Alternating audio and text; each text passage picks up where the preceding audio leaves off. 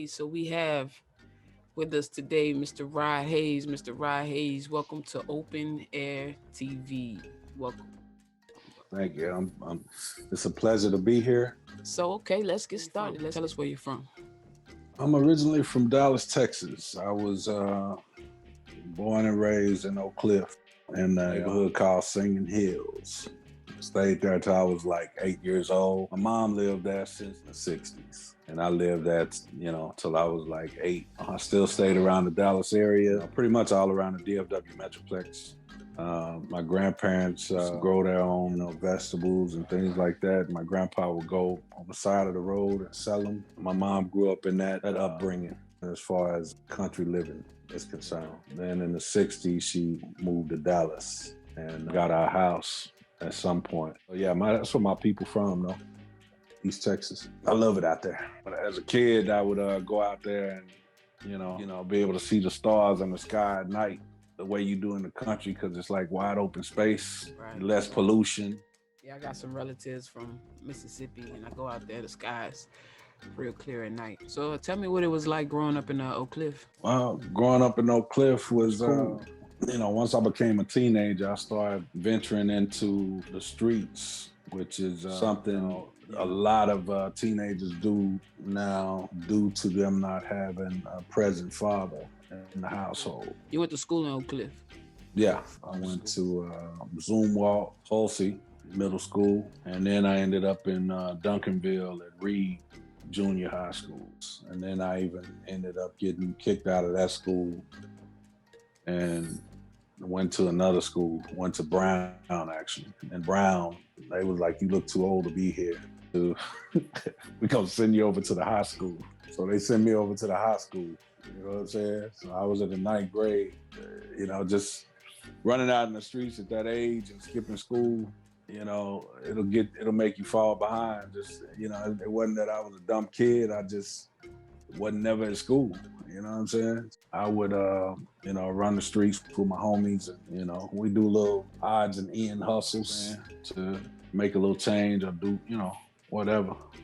Yeah, both parents in the home? Not at all. Yeah, my mom was she was the one that went to work and took care of the household. By her being at work all the time, I had that freedom to kind of do what I wanted to do. So I would just run the streets with my homies, which eventually led to me, doing stuff that I shouldn't have been doing, But if that guide was there, the proper guide was there to lead me in the right direction, I wouldn't have made those decisions, Shout out to my pops or my sperm donor. That's an unfortunate epidemic in the community, I was raised by a single mother too, so. Yeah, I mean, it is, I have nothing against the man. Right. At one point I did. I was very angry and lashed out because of it, because I didn't have that father there. It made me do things I probably wouldn't have did if he was present. Me as a man now, I have no grudge or no hate towards him at all. Because I've decided to release that negative energy from my life. You know what I'm talking about? Right. So that way I can move forward and continue to live my life. You don't want to hold that hate in your heart, Yeah, I understand. But what point in your life did you start getting involved in the arts? Well, my mom actually did domestic work. She cleaned people's houses, you know what I'm saying? It was mostly, white people, North Dallas, upper middle class neighborhoods, She took me to work with her a couple of times. They gained interest in me for some reason. They would actually take me to ride horses and stuff like that. Allowed me to experience things that the kids in my neighborhood probably wouldn't necessarily be able to experience because, they didn't know anyone that had, those type of resources or whatever. They actually paid for me to take piano lessons. You know what I'm saying? And they used to come to my recitals and stuff like that. I've always had a deep love and passion for creating, whether it be instrumentation or just writing songs. It's just creating your view of an experience. At what point did you start getting into hip hop? 12, 13. probably a little younger than that. It might have been like 10 or 11. And I got into hip hop. I know I was listening to like NWA, a lot of New York artists. You know, I listened to Wu-Tang. I listened to Busta Rhymes. You know, Rakim. There's just so many of them. Big Daddy Kane. I was inspired, you know, just listening to their lyrical content as far as like Big Daddy Kane and Rakim and Busta brought to the table, the energy.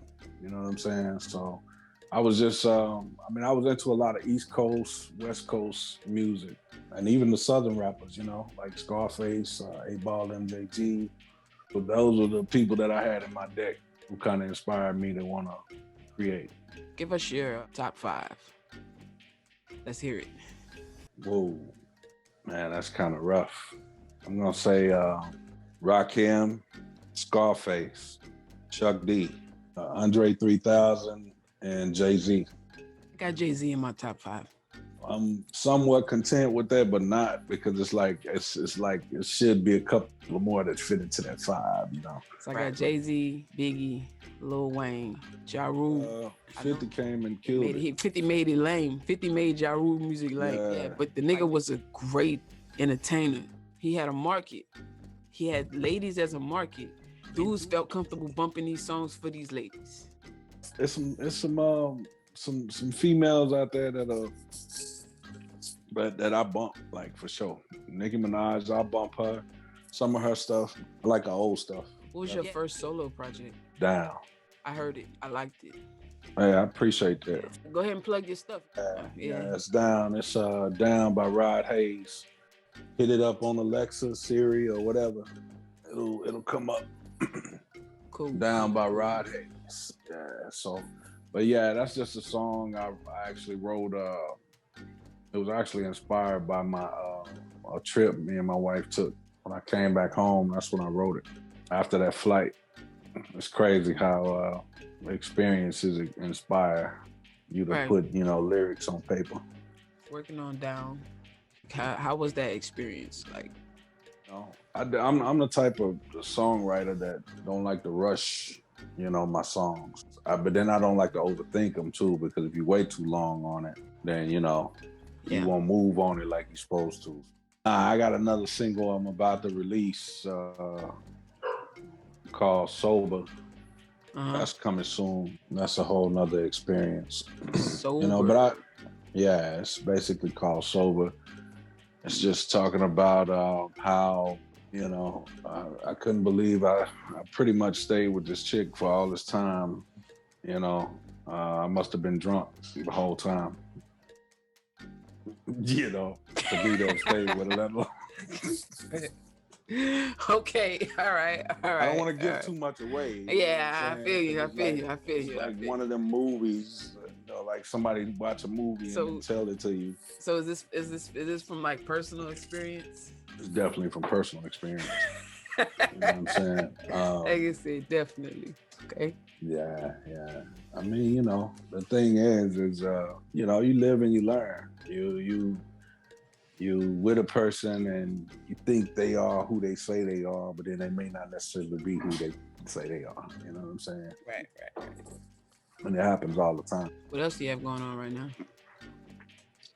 Well, I'm doing a podcast. You know, it's gonna air every Tuesday night. That's right. You are on Open Air. Let's talk about Open Air Podcast. How is that going? I mean, it's going great. I mean, we started from nothing and we're slowly building into something, you know what I'm saying? And that we put out there, you know, basically what people want to hear. What people want to hear people talk about from a different perspective. I feel like that's what we bring, you know? Right. Yeah. For sure. But yeah, tune in. Well,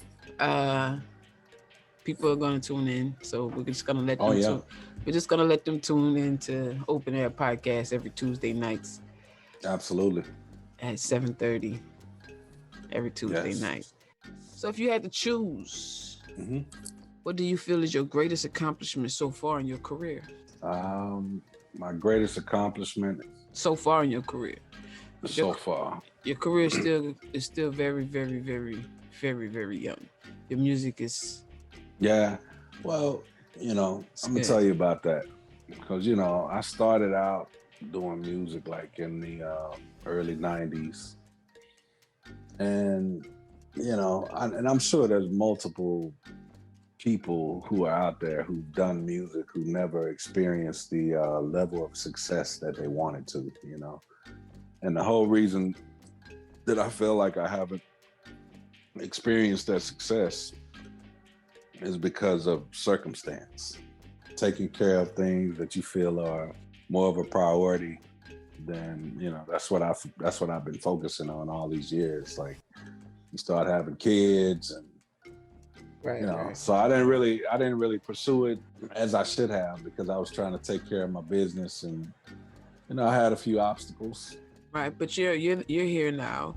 You've got a single released out on just about all the most important streaming platforms.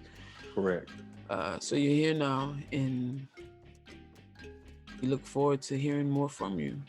Oh yeah. I appreciate that. I got more to come, and focusing on the visual aspect for that song "Sober." So be looking for that as well. Yeah. It's gonna be real dope for sure. Cool. Yeah. So as far as Rod Haze, as the brand, are you signed with anybody yet? Nah, I mean, I'm not necessarily looking for that. You know what I'm saying? To be signed by anyone. And all I'm looking for is an open ear. I want everybody to take a time to just check out my music. I just basically want people to hear my side of the story. Right. Yeah, through my music that I create. If you could choose somebody from your hometown to do a collab with, who would you choose? I mean, it would have to be Erykah Badu. Erykah Badu. I'd like to work with Stevie Wonder. Yeah? Oh, yeah. Yeah. Cool. He's like one of the greatest creators, man. That dude is like super awesome. Yeah, I'd love to work with Stevie Wonder. Out of anybody in the industry right now. But on another level, somebody I'd like to get, like, just saying like a skit or something on my album, like would be Dave Chappelle. He's like my favorite comedian of all time. So from Oak Cliff in the 80s, we talked about it earlier, and you did say it was kind of a bumpy road kid. Yeah, it was just growing up, not necessarily to say in a poor neighborhood. But we didn't really even know what poor was because we had food on the table. Until I went out there and saw the people houses that my mom worked for. Right. You know what I'm saying? I didn't know nothing about being poor. I just knew that we had less than what they had. You know what I'm saying? Back in 2009, 2010, 2011, something like that, you was in a group called BMC. Right. Yeah. We was really doing our thing, on our way to create something different for the game at the time, and had my boy Solo and Hardhead. Yeah. Free Solo, by the way. Yeah, free Solo for sure. You know what I'm saying? God bless you, my brother. It was an exciting journey to go through that process. So I mean, I've been in a couple of groups in my time. I started out doing, I was a singer in a group, prior to BMC. Okay. Fate, that was the name of the group. FATE. I believe we performed in front of like a bunch of students at Kim Dawson acting school. Because a couple of the guys in the group were went to that school. You know what I'm saying? And we did talent shows, all kind of stuff. So yeah, I mean it was cool, but it's just like personalities and egos are always in the way. We sung for like Shabba Ranks' manager. Okay. Yeah, we sung for his manager at the, it was like the Budweiser Superfest at the time. It was like Bobby Brown, TLC, there's a bunch of people there, you know what I'm saying? And we actually met up with his manager at the Reunion Tower at the hotel in the lobby or whatever. And he said he managed Shabba Ranks, and he told us to come backstage and he was gonna get us backstage. We went backstage. He didn't get us backstage. We were standing there waiting for him, and he never did show up. So, but anyway, whoever Shabba Ranks' manager was at the time, yeah, that's messed up, dog. But nah, he gave us a card though, and you know, he said, or I don't know if it was him. Yeah, I think he managed a group called Kindred as well at the time. Mm-hmm. And they were like a gospel group or whatever. But yeah, he ended up giving us his card, and you know, it was just we never did stick together. We didn't stick together, so it was, you know, that ended up not working out. How was your relationship with your group members? I heard you mention a minute ago. You said something about egos or something. Like we had this one dude that was from the same neighborhood I was from. You know, I used to stay in Broadgate, like in Oak Cliff or whatever. It was like, you know, they were like some, you know, drug infested apartments, you know, and everybody who lived there was, you know, basically impoverished, I guess you could say. And one of the group members lived in the same apartments as me, right? Right. So the other two guys that were in the group, you know, they both went to the acting school or whatever. You know what I'm saying? It was a white dude and it was this black dude, right? They both went to the same school or whatever. So they was like, yeah, we need to.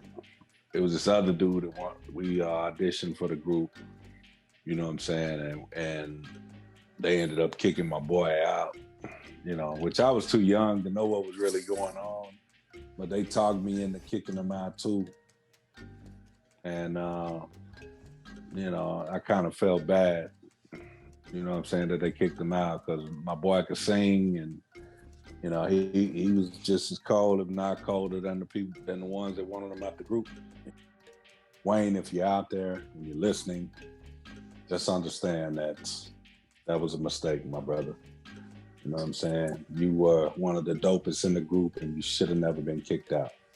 But I was pressured to cast that vote. I didn't want you out. I was pressured to cast that vote, Wayne. You probably don't even care, but I'm just letting you know. If you're listening, that was the wrong mistake. Truly, I believe all is forgiven, but I never got to get that off my chest. You know what I'm saying? Just cause, you know, Wayne was my boy. He was a homie from the hood. You know what I'm saying? So right. Yeah. So no doubt. Shout out to Wayne. Right. Shout out to Wayne. You know what I'm talking about? So from there, from that point and being in that group to now being a solo act now. Mm-hmm. How do you see yourself have changed over the years? I became less tolerant to deal with bullshit. So if I don't have to deal with nobody but myself, you know what I'm saying? Then, you know, it's easier to do. I can get what I want accomplished when I, you know, get it accomplished. But it's always good to have a team, right? You know, with you that's supportive and got the same vision. You know, yeah, the same vision and get up and go. Because if you know how to get up and go, then you know it's all done in vain. You know what I'm saying? But yeah, the way I look at things now and then is I can create when I want to. You know what I'm saying? And as much content as I want to when I want to. I don't have to depend on somebody else to, you know, step in. I heard you mention a minute ago that you're married, right? Yeah, I'm married. I love my wife. Yeah. Yeah, she's we've been married like 5 years now. Children? Over 5 years. No, we have no children together. But I do have some step kids, and I do have children of my own. Mm-hmm. So I have 2 boys, you know, and my stepkids, and they're all beautiful kids. You know, missing my youngest boy.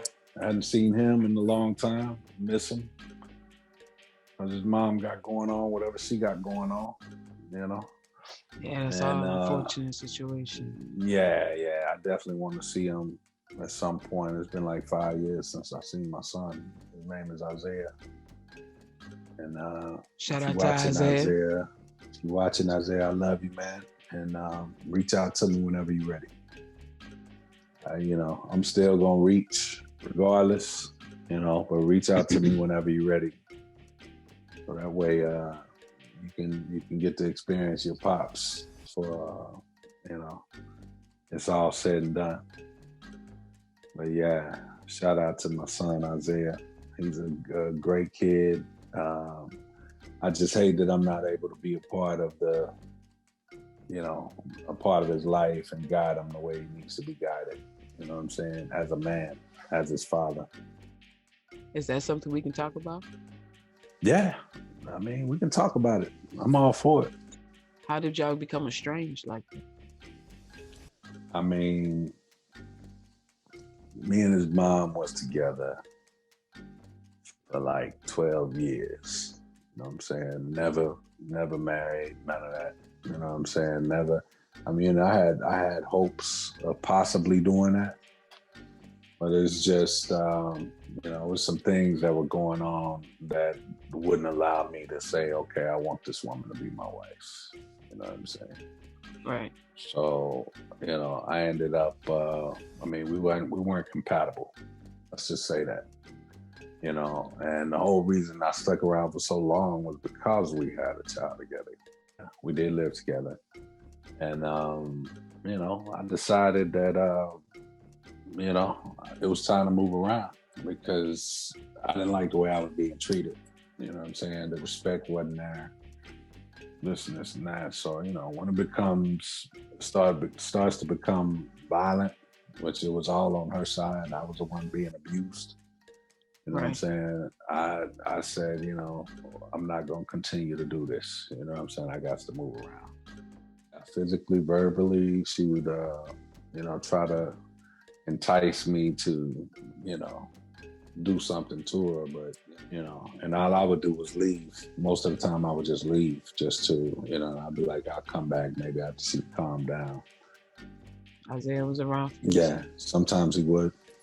Yeah. Sometimes he wouldn't. My oldest boy stayed with us too. And he would hear it and see it all the time.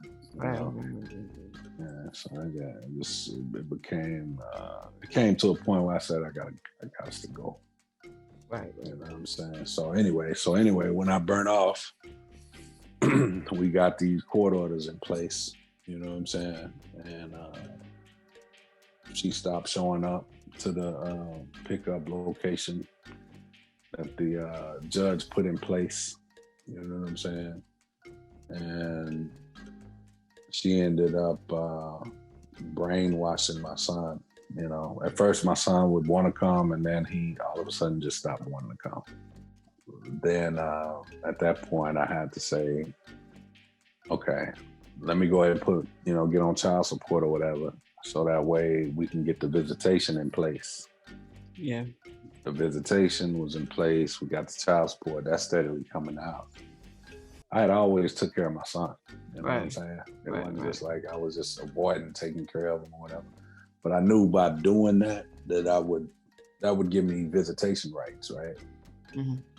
But even after I got the visitation rights, I still didn't see him. You know, we would meet up, and for some reason she done put something in his head where I can't pick him up. You know what I'm saying? Where he don't want to come with me. You know what I'm saying? Right. So it's called alienation. Parental alienation is basically what it is. And, you know, I haven't been able to see my son or communicate with my son because of it, you know? Yeah, that's very unfortunate. Yeah, it is unfortunate. Because it's too many times I hear cases by men being estranged from their children because of a vendetta from the mother.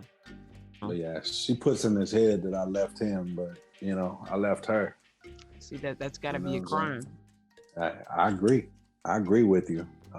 It definitely should be a crime. They're quick to lock us up when stuff like that happens. You know what I'm saying?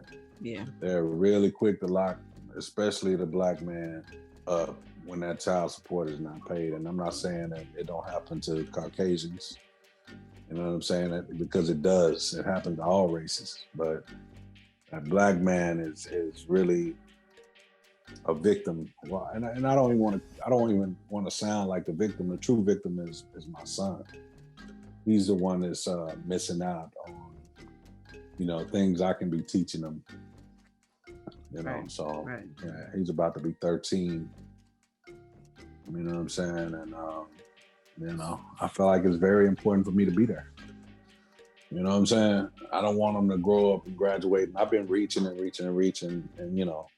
the Attorney General, they're really not a help. They do refer you to places that could possibly help you. But at this point, he's at an age where he can decide where he wants to be. You know what I'm saying? So it's I don't want to pressure put the pressure on getting custody of him or nothing like that, which I would love for him to stay with me. You know what I'm saying? Because at one point, my oldest boy moved in with me. He moved in with me at a certain age, His mom couldn't deal with that lashing out. You know what I'm saying? At a certain age, we get, boys get that, go through puberty or whatever. And, hormones and be going everywhere. Get a little hair on their chest. You know what I'm saying? So that's the same thing happened. He ended up staying with me, graduating high school, graduating college. Blank face. Let's talk about Blank Face. Yeah. He's a producer. Yep. My oldest son. How old is he? He's 21. To be 22 this year. I bet he has quite the catalog, doesn't he? Oh yeah. Yeah, he has some really dope music. He worked with some really dope artists, but I don't know if any of that music is ever going to be released just because of the business side of it, I guess. So we'll be looking forward to seeing their new single. Say it again. It's called Sober. So when can we look for that? Is there an album coming out soon? Is there any talk of the album? Right now, I'm just working on an EP. Okay. You know what I'm saying? And that is due to be released no later than the end of this year. Who you having on it? Who do you have on? Are you producing on your? Well, I work with various producers. I'm hoping to get a decent track from my son from Blank Face. Yeah, gotta get a Blank Face track. Gotta get a Blank Face and track. And maybe get a verse from him, If I can get a verse from him, that'll be cool too. Okay. Yeah, because he doing this thing on the artistic side as an artist. He's not only a producer, he's also an artist. So yeah, I hope to get a feature from him, and I know you. A couple other local people I want to work with. Do you think you might be able to get a feature from Solo Bello? Now that would be dope. You know what I'm saying? We're gonna have to make that happen. We're gonna have to make that happen. Yeah, he's definitely. We can definitely work it out. It's been done. Bobby Shmurda, C Murder. Bobby Shmurda, C Murder. Hey, I just want to make sure he got that. I just want to make sure he has the, where he can hear that beat the way he needs to. Hey, technology is a fool these days, man. I'm telling you. Yeah, hey, I already know. Hey, check it. I love when you come round. Tell me if you're down. We can take a trip, girl. Tell me where we flying. I'm really feeling this, girl. Tell me I'm just trying to get in where I fit in love. Tell me if you're down. Tell me if you're down. Tell me if you're down. I love when you come round.